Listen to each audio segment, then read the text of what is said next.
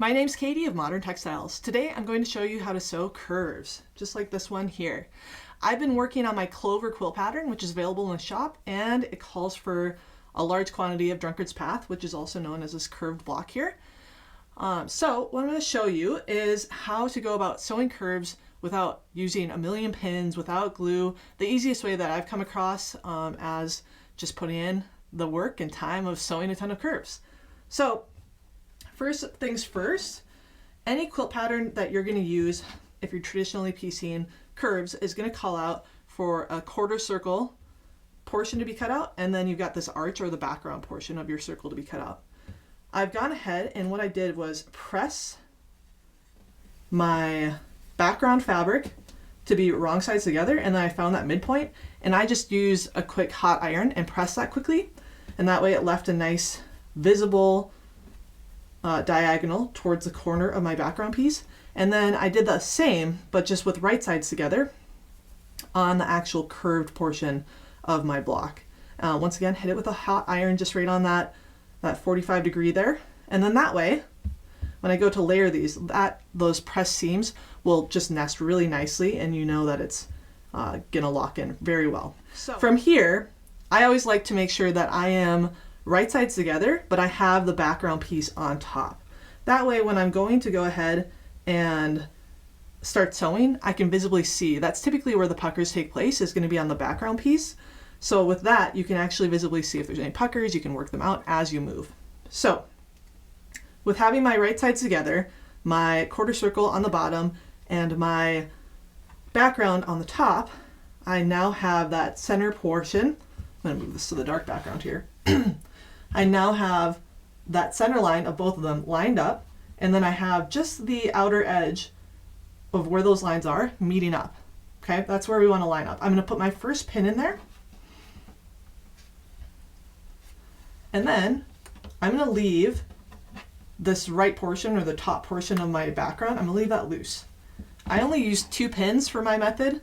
I find it easiest, and that way it's a little bit more easy to manipulate the fabric as you're sewing. So if we got our quarter circle, or how I've had it, I'm going to go ahead and use this left portion of my background fabric, and then I'm going to go ahead and line that up with the outside of my quarter circle. That's when I'm going to use my second pin and pin it in place, and that way, hopefully you can see a little bit better there, those 2 pieces of the fabric are lined up, and I've just got 2 pins in here. So first things first is I'm going to go ahead and line up the loose end of my background to the outer edge of my quarter circle. So that way they're lined up. There it is right there. And I'm just going to move it under my presser foot, lift my presser foot up for a second, and then I'm going to put my needle in the down position. That's first step for me, okay? From here, I'm going to go ahead and pull tight that center needle, and then I'm going to go ahead and use 2 fingers to just, hopefully you can see this, I've lined up that outer curve.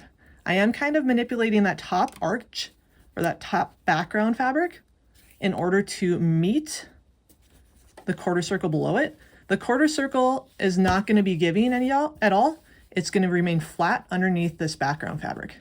And from here, I'm just going to slowly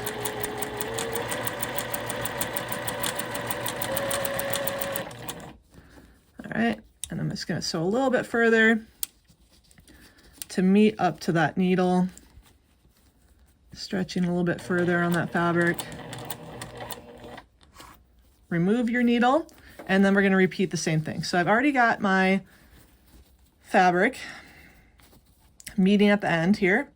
Now I'm going to pull that a bit tight, or a little taut, not tight. I just want to get that arch on the bottom to be flat. And then go ahead and shift that fabric with your fingers, and then kind of work out any puckers you may have. Really, with kind of pulling that top fabric a little bit taut, it's going to work out most puckers for you.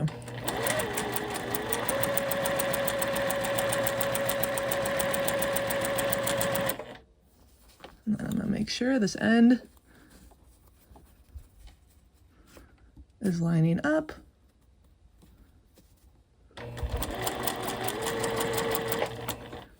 All right, now that we have sewn our 1/4 inch seam, we're gonna go ahead and press the quarter circle.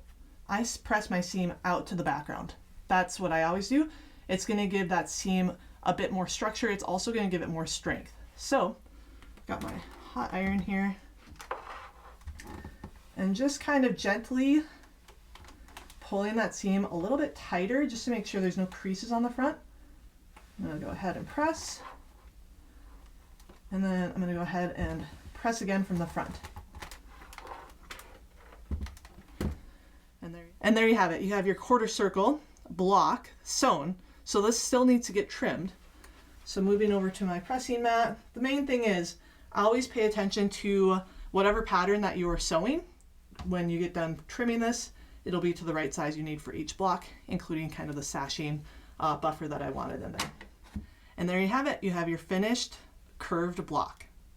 In the next video, I'll show you how to make 4 at a time flying geese.